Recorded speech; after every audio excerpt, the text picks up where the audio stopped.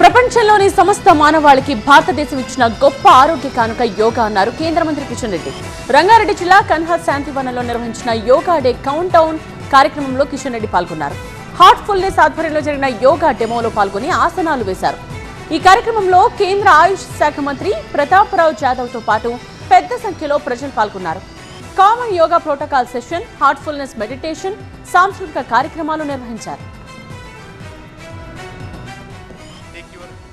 ప్రాచీన వారసత్వం మాత్రమే కాదు, యావత్ మానవాళికి, యావత్ ప్రపంచానికి భారతదేశం ఇచ్చినటువంటి ఒక అమూల్యమైనటువంటి ఆరోగ్య కానుక, హెల్త్ గిఫ్ట్.